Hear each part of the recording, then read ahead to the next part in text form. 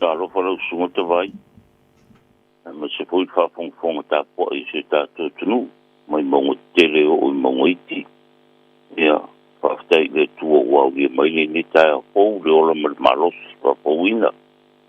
Sanga vi ia longa le talo fata vai. Talo fawhoi tātou le tio marosi i pua. Malo se fomaria la whianga Afemata Consulate o tātou malo i New Zealand nei. Malo whawhtai fo i mua le taimi le nei tae hao. O le a se tuua lalo, o le a se upu whaamalo si au mai lau whionga konsula le malo. Mo le sangwa le mua tātou tangata o loo malanga mai ngā lue whaavai teimi i tono New Zealand nei.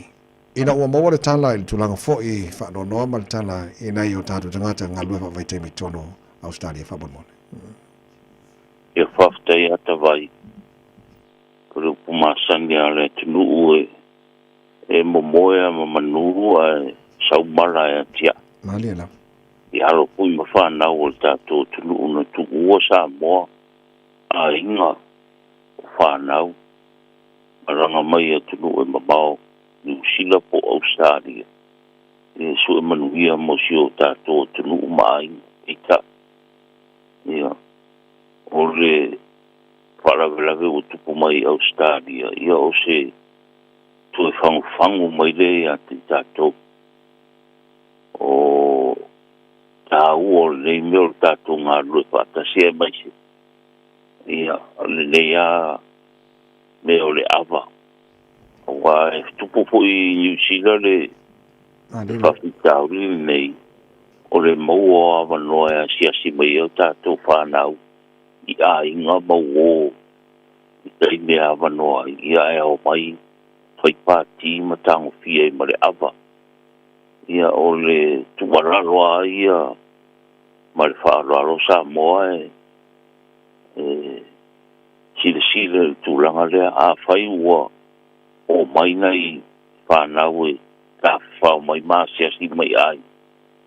Ia sile rawa ua nei tango fia le awa ia ai me se pui pē toe foi i le meo pai ngā ruenga. A whai ua tango fira awa tau ma whai rawa i nei a wani tui po. Ai, mālo ro le meo me. I ai pira na maranga mai. Ai, o tūlanga nā tātou te ngāru e mo saunga le mo mai pui ngā. O aro ma whanau se tātou tunu. E watu fui whai mai senga i nei a inga o lo whaamuri mai Samoa. Dila. Ona o isi ua. A whaina i parawelawe i Australia. Ia a o le whangu mai ale i a te tātou. Ina ia sila to ali tūlea. O al whawhita hudi alea. O loo i ai nei ale tātou komisina o whaatau inga i arura nā singa i alo ma whanau ma whaatau angaro ngaru ai. Ona olo tupu mai a whawhita hudi whapene o le tango ki o le awa. Ia mawewesi e lātou. Pere ngata i o tātou a tangata. Ia o vesi e toi mai si tangata o isia tunu upe o tonga o lātou pai ngaruanga whātasi. Pere mera lea e talo atua i mare anganga whaararo tātou ngaru whātasi. Ia maua pe aroma whanau saonga le mu. Ai masira manu rauti e pe o na whaamoi moi o le tātou maro i maua wanoe o mai e sua manuia mo se tātou atu nuu mai ngoro whaamuri mai. Ia pe o se tara lea. E tala whaamau wau o mau o se mai Australia. Malo, whaftai lau whionga Afemata, lau whaftai mōne saunoanga mātango whira ni fwoi tai au whau. Manua lewa e saunoa tūlanga o e fwoi le o atu o le whionga le kumsina, whātawa inga, sungai a batu i tui, Peter Meredith, o le ase tala mai, o lo o manuia peana i o tātu tangata, ngā lua hawaitai ni vahenga sese o New Zealand. Ia, owa o le tukia lea o tātu malo, a mese tawala le sungai le. Le komisino whaatau inga whai a maasiasi a me se foli ne vai tau walata i aso maroro aso kiwisimasi ma le tau sangfou ia mawe po i le lapata inga i le tau tua nā le mea lea o le tango le ava marosi ia o isi a ua o ai la au fasaina tulanga o mai na ia puia e me spoia mo le no a inga mama tua se si mai ia alum fana ia ave pe tu alalo ia o la tu sangole mu e mai si o le ngo se ta tu tulu ia woni fa sina ia la pe tulanga na o le mapo angol malanga o le tatu komsina o patoi ina ia mo per maptanga malo mafana o se tatu o tunu o mau ngā runga whawai temi New Zealand nei. Malo whaftai, ia, te tono lewa whatau maawa le tātou wholaunga le tau whaiwino le tau sanga o te mpisi la whoi o whemalanga inga le tunu e maise la tau e asiasi la tunu peri Samoa. Ia, au te loe le pel ta whamanatu ono lewa o mawhoi ona e saunoa ia so a tawhaina la tāpuni e la unanga. Ia mangai alvaveng kopir kemiringe ki e whoua. Po ia whamanu o whanga le kaunga passport whale tonu. Ia manea manu le lawal taimi a Afemata. Io e whaftai ata vai. O aia mare nganga fia mai tawina le a fia mai mara autopa a mai o se tātou tunu e whaia e pamalanga. O le whainga o tu solau ia e whaangateina la sutoro te sema. Ia ae o le ofisa ia e tapuni le sorufuru o te sema. Ia e kato stala le a Januari le sovalu o le tausan fou. Ia e whaaror mau pe se tātou tunu. Ia e leia le tāpena mamao. Ia tātou Samoa e tuala vai whaarwela ve e le tapatu. Ia tupu mati whaarwela ve Samoa ia malanga. Ia aolo le leime o mai pepa malanga. Ia talo tupea i lea tūlanga. Ia me se po i oro mo ele vanoa e le tātou stamp fo i lea. Mwhaina e malanga le one-way ticket o wao tātou Samoa o aku Samoa. Ia e telefoi tutuang ia e onu toi whare tonu wale toi ta liu mai pe aru return ticket. Ia e le ale le silsile i tūlanga ia e stamp lea ia e mwhaiana e malanga le one-way. Ia, si mo hulau pensione. Ia, tongi le molo tu te biu mai. Ia, ia tulu na fitu na ia ile teimi te malanga i Samoa.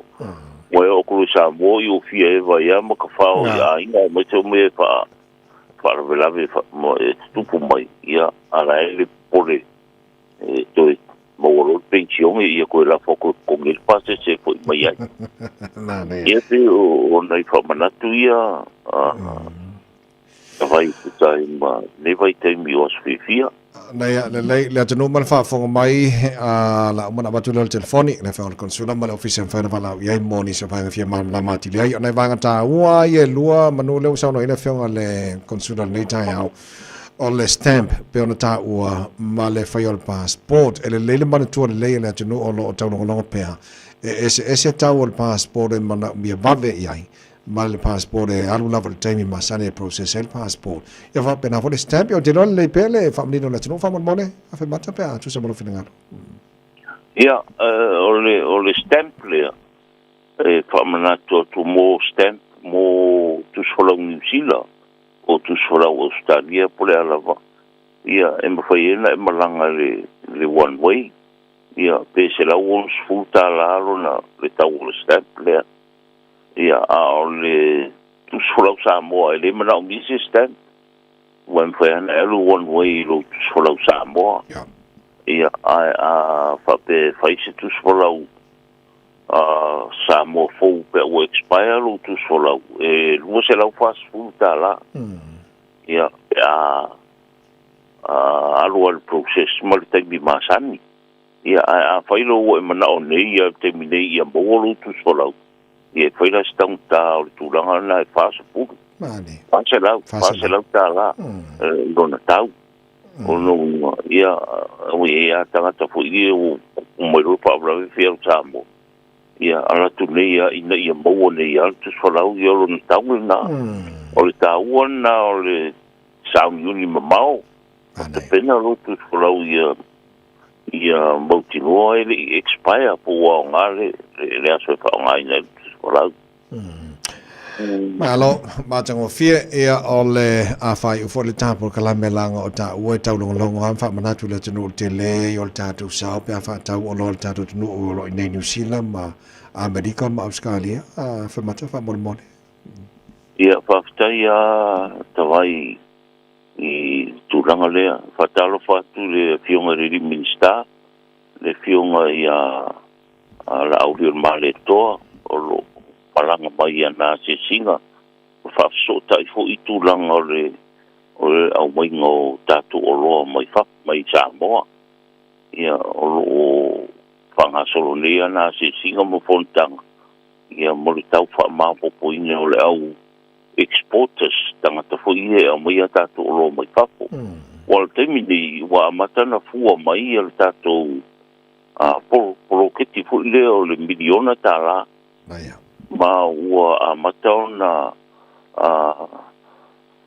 le talo matulanga papena ta ambu o roa o mai Faapo i o le ala lea o le talo atu si o tatu tunu ia tatu ngā lue whatasi pea o whamoe si o tatu tunu i le polo keti leo le miliona ina ia mau ina manui o nei o tatu tangata i mese lava leo pai patoa ia ma tatu a inga inu utua le lau whanga solo mai Samoa ma lo taimi nei o lo whanga ioi ia ni polo kalame pe o nei le fionga i le minsta o patoa ia e fisosoani ai i o au maia ia o roa nei e ngata i sota inga whaavao malo ia a o le wheawe inga o roa ina ia pau ia wha mamawen ia o le pa upuru tau o roa mō tātou tangata ia o le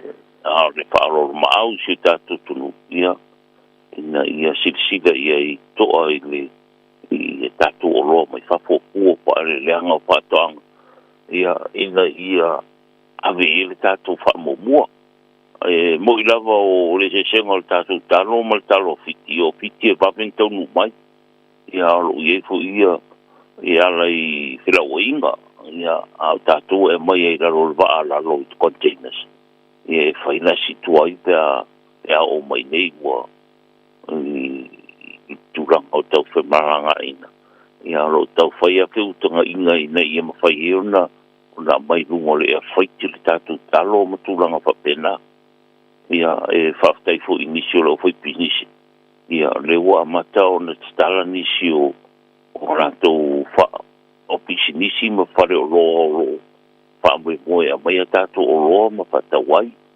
ia e talo te pesi tatu tunu ia tulanga e lo tatu pitola au tatu te ngalue ia awala vale lo foi si o tatu tunu mai ngolo pa muri mai Samoa ia tulanga kaire leanga ma me tau lima tulanga fa pena wala tamai ele ngol ne tau sanga lo fafta tele lo fenga Consulate o malo Samoa i New Zealand nei ia ne ia lo lo tapo kala me se vanga ti fisa no iai fa mai le proclame nei taia fa vol bone fa mata ia le tele foi a se fa matalanga va tu le fa fonfonga se tatu tunu po lea paftaita vai ona o le maupea o le tātou radio Samoa.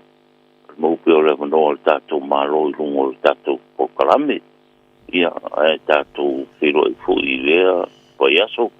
Ia e whamanatu ai tūranga umo o le tātou ofisa.